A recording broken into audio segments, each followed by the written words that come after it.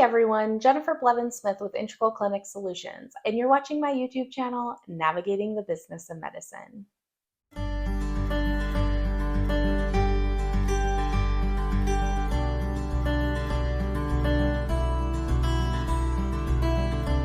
Today I want to talk about maintaining the credentialing status for your providers.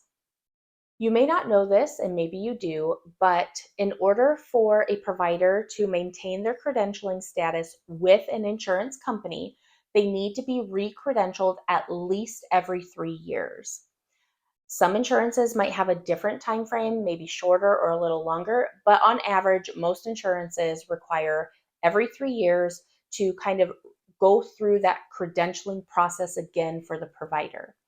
And depending on when your provider was initially credentialed with the insurance company, whether it was before they joined your group or when they joined your group, they're going to have an effective date in which they were credentialed with that insurance. And so it will be 3 years from that date.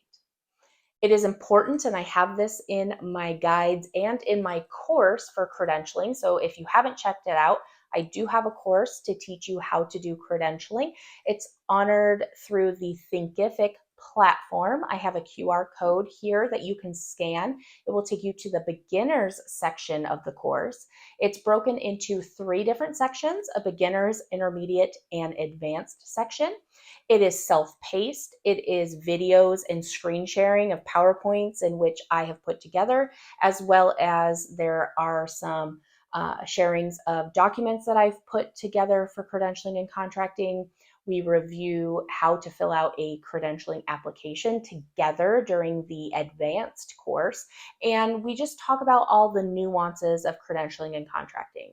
If this is a responsibility you have recently taken over, or you've been doing it and you still feel like you need a little bit more information, please check it out. Again, scan my QR code. You can start anywhere you want. You can start at the beginners, or you could say, you know what, I don't think I need beginners. I need advanced and intermediate. Then intermediate and advanced, you can do that too. If you only want to do one, you do one. You take it at your own leisure. And it is one of those things that you can reference back on, because I didn't have it like one and done. I have it set so you can go back and rewatch it if you want. It's one of those things where I want it to be as useful to you as possible. And I broke it into 3 sections to make it a little bit more affordable and not as time consuming, that you can take it kind of at your own pace without it looming. If you want to know which each section covers, it does have a free kind of video review of what that agenda looks like for each of the 3. So beginners will show you what is covered in that. The second one will show you the topics covered in that. And then the third one, same thing. So you can determine for yourself, based on your existing knowledge and comfortability, where you want to start.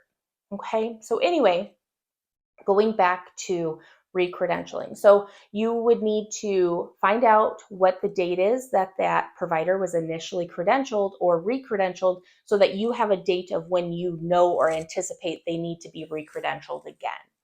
And it's one of those things where, depending on what information is on file for that provider, as far as contact, email, and phone number, address for letters, you could be receiving notification 90 days in advance. I think they do a really good job. Most insurances giving you ample time to be like, hey, Dr. Smith is coming up on re-credentialing, due by October 1st.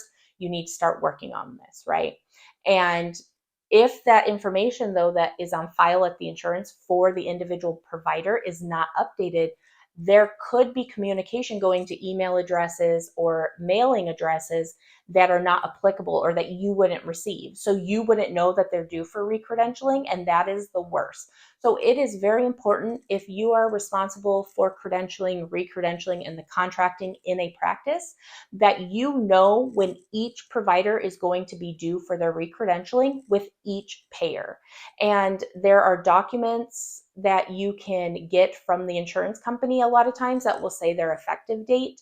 And you should have a provider relations person that you could reach out to, or even the credentialing department at the insurance company, asking for that information. You would just have to give them the provider's name, their MPI-1, and they should be able to tell you when they're due for re-credentialing. I always had an Excel sheet where I kept that information, and then I would put it on my calendar, my work calendar, like 90 days before it was due, I would put a reminder on there that says Dr. Smith is due for re-credentialing so that I could start working on it and putting it on my to-do list so it didn't lapse. The last thing you want to have happen is allow the credentialing for a provider to lapse at an insurance company. If it lapses and you miss that window of opportunity, there is a very good chance they will drop that provider from participation with that, and you'll have to start the credentialing process all over again. The nice thing about re-credentialing is it doesn't usually require all of the information to be submitted because they already have a lot of the information that's not going to change, right? Like their education, um, their demographics as far as their personal information. A lot of it, yes, they'll ask for it again and maybe it hasn't changed, but they just want to make sure. But at the same time, starting the credentialing process all over could take longer than re-credentialing could. And that's one of the biggest drawbacks to that. And you don't want it to happen because if they are dropped from being credentialed, then they are no longer participating. They can't see patients in your practice until that gets re-credentialed and they get reapproved. They could not get reapproved. They might say, well, they were in no hurry to re-credential, and that's a red flag to us. So we don't think that they're worthy of being on our plan. And maybe they'll say, nope, we're excluding them. We're not going to let them credential, or they're going to have a certain waiting period, like 6 months, a year before they can re-credential again. I mean, there's so many different things out there, depending on the insurance and their requirements and their guidelines, that it's not worth taking the risk. But it could be a huge financial loss to your practice as well, because if they can't see patients, I mean, they're kind of unemployed essentially, right? Because they can't send out claims to be paid. So they're not going to get paid. You're not going to get paid. You're going to be paying their wage, even though they're not bringing in money. And it could be really bad, right? So the person responsible for credentialing and re-credentialing should really be on top of this. And they should not rely on the insurances, in my opinion, to tell them when re-credentialing is due. You should know the guidelines for the providers of when re-credentialing is due for providers, and you should have their effective date. So you can have that document, you can have reminders, and make sure it gets in with ample time so there are no issues. Medicare is another one. Medicare requires it just like all the other insurances, and it can be really bad. That's a government ran, government facilitated, government oversight plan that you don't want to mess with. Like if you can stay on Medicare's good gracious and not raise red flags and put yourself on the radar, the better, right? So why would you do that to yourself? It's not worth it. But whoever is responsible for the credentialing, re-credentialing in your practice should be held accountable to this.